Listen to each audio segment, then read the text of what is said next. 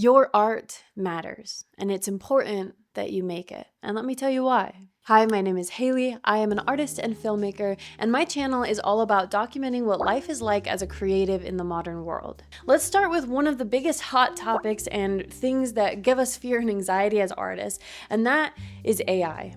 Right? There's a lot going on with AI. We don't know where it's going to lead in the future. We have no idea what things are going to look like with the use of AI. I decided about 4 years ago, I kind of took an oath to myself that I wasn't going to go to Starbucks anymore. I was going to Starbucks every day in college, and just one day it struck me I would so much rather financially support the people in my own community, the families that need it. And not only that, but I love the quirky oddities of different coffee shops, right? It's a completely different experience. I love going to new cities, when I'm traveling and finding little coffee shops that are different and unique, and it's a new experience. And I just decided it was really important to me to support local entrepreneurs and business owners over giving my money to big Starbucks. I think there are millions of people like me when it comes to art.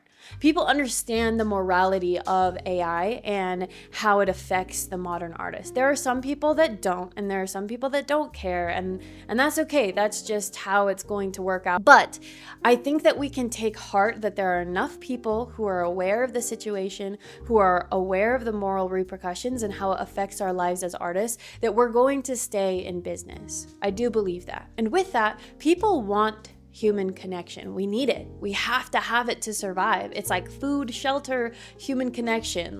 We have to be able to relate to each other. That's what art is all about. We go to watch movies because we want to see human experiences. We binge Netflix shows because we love the characters. We read books about people. We have to have human connection, and that is just something that AI is never going to accomplish. AI is never going to give the performance that brings us to tears. AI doesn't understand what it's like to be a human being like we do. And so it's important that we are sharing our humanity through our art. Which brings me right into my next subject. I always say, being an artist, being a storyteller, as a filmmaker and an artist myself, I am in the game of empathy. That's what I do. I help people empathize with each other. There's no better way, in my opinion, to share our individual human experiences than through art, through story, through visuals, through film. I don't know what it was like to live 2,000 years ago, but I can read a book about it. I hopefully won't ever know what it's like to go to war, but I can watch a war movie like Saving Private Ryan or 13 Hours or that kind of movie that obviously, I don't understand the full scope of what that experience is like, but I can empathize a little bit more. I can understand the chaos and the carnage and the horror of war a little bit more because it's told so beautifully through story. We have to have these stories, we have to have art to be able to relate to each other. And in a world that is so divided right now, we need art more than ever. More than ever. Recently, in the book talk sphere, people were saying, if you voted for Trump, don't read my book. And I think that's stupid. I think that's such a silly mentality, because what better way to get people to understand your worldview than through your art?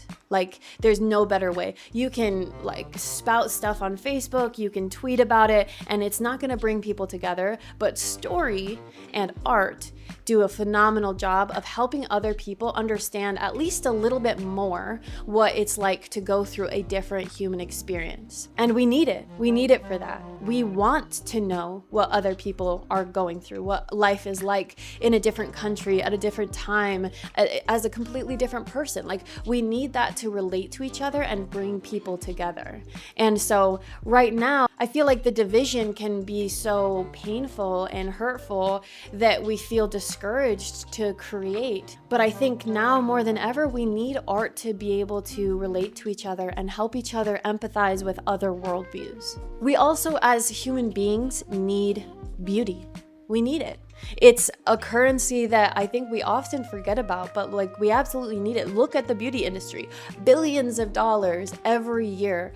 Makeup, plastic surgery, hair dye, like all of the things that go into what we believe is beautiful. People are constantly trying to become more beautiful because we value it. Look around my house. I have things hung up everywhere that I think is beautiful because it brings me joy. The interior decorating industry, landscaping, look at, the artwork on labels and book covers. We value beauty. We just simply do. And so it is our responsibility as artists to make the world more beautiful. Now, sometimes the truth is ugly, but I think the truth is always beautiful. So no, watching a war film isn't technically beautiful in the traditional sense, but it's beautiful in that it's the truth, and it can help you empathize, and it can help you understand the human experience and pain and loss and hardship, and that is beautiful in its own way. But at the same time, say that you're a creative and you're like, well, I don't feel like my art is deeply philosophical or political. That is okay. I'm working on children's book illustrations, right? And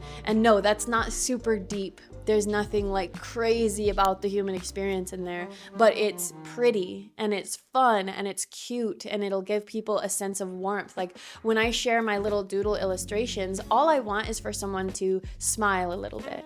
If I can crack a smile on someone's face for a second, then I feel like I've accomplished my goal. If it can give them a warm, cozy, happy feeling and remind them that not all of the world is bad and that some things are good, that's all I want. As they scroll on Instagram and one of my pieces pops up, that's all I want. And as I publish my first children's books that were written by my late mom, my mom had this amazing sense of humor, and her books are just nonsensical, funny children's books. I picture a family gathered around. I picture a parent with their child reading the book out loud, doing silly voices, making them laugh, and that bonding experience, that humor and that joy that they share has so much value. And so even though my children's books are not going to be these deep philosophical things about political whatever, they're just simply cute and nice and will bring people joy. There's value in that as well. I think a lot of artists will, get on themselves because they're a landscape painter, or they enjoy painting flowers, or just, doing portraits or that kind of thing. And they're like, oh, well, there's not layers. You don't know what kind of emotional impact you're going to make on people with your art. You have no idea. And lastly, it's okay to be selfish with your art. It is. You can create just for you. I recently made another video called Why Not Everything Needs to Be Monetized or Shared, because when I was a kid, I created for the sake of creating. I was constantly painting and doing origami and making sock puppets and writing little stories and all of these things that I had no expectation that anyone would ever see, that I would ever make money off of. I created because it was joyful for me to create. It gave me life. It gives me purpose. And if that is you, if you are a creative, you inherently just have art in your soul, and you have to get it out. Every chapter of my life where I wasn't creating for a long period of time is when I was the most depressed, because I was unaligned with who I truly am. I have to create. And so it's okay to be selfish and create for the sake of creating, because you have to, because it's inside you and it needs to come out. That is an excuse enough. And then you never know how it will affect other people. Really, art is for us. We have to do art because we have to create. Anne Frank wasn't journaling because she thought it was going to get published and it was going to be taught in school and millions of people were going to read it. She was journaling because she was going through one of the worst things to happen in human history, and she had to have an outlet. And there was so much beauty in her writing through this hard and horrific thing, and it has changed the world. But she was simply doing it because she needed an outlet, and she needed a place to get all of this stuff out of her and to create, right? So it's your responsibility to do the same, to journal, to sketch in your sketchbook, to make whatever art, to write the stories, to make the films, whatever it is that you have inside you. It's your responsibility to get it out simply to yourself.